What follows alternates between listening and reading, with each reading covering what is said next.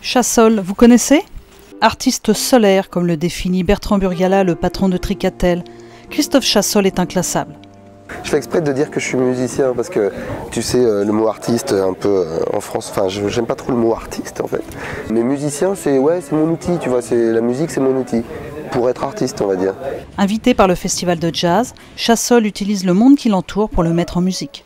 La musique, si tu considères qu'il y a les bruits, les sons, et puis la musique et l'organisation de ces choses-là, bah, la musique c'est un domaine qui m'attire. Ça m'appelle souvent, j'aime beaucoup la musique. Ça paraît très simple de dire ça comme ça, mais il faut considérer que la musique c'est organiser des sons, les mettre en forme.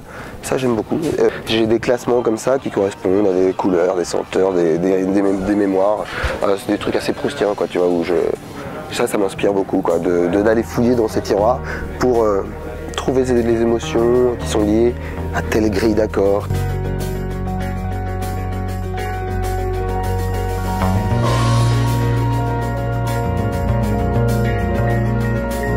Pianiste de formation, Chassol met ses spectacles en scène, en son et en images.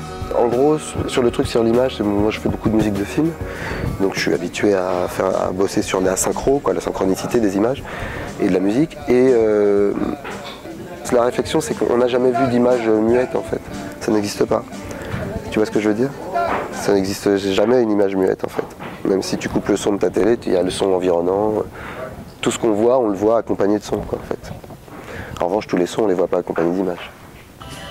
L'artiste se nourrit d'influences musicales diverses. J'appartiens, je pense, à plusieurs écoles, entre le minimalisme américain des années 60-70 de Steve Reich, Terry Riley. Je viens du jazz, je viens de trucs assez critiqués comme le jazz rock, tu vois, ou que les gens n'aiment pas trop à cause de la virtuosité.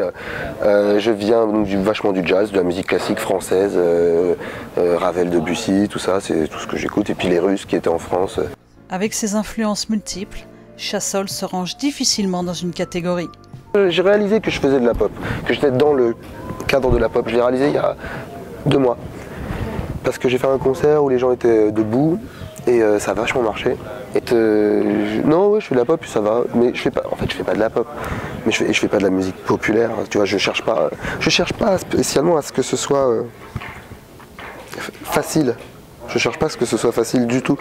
Habitué des tournées aux 4 coins du monde, il garde cependant un souvenir ému du dernier voyage en Inde. En février dernier, on est parti 3 semaines en Inde et c'était fantastique de rejouer devant les gens qui sont dans le film et puis surtout de faire tout le tour du pays, quoi. On a fait vraiment du nord au sud, de l'est, d'est en ouest et on a fini, le dernier concert était assez incroyable, c'était dans le désert du Rajasthan.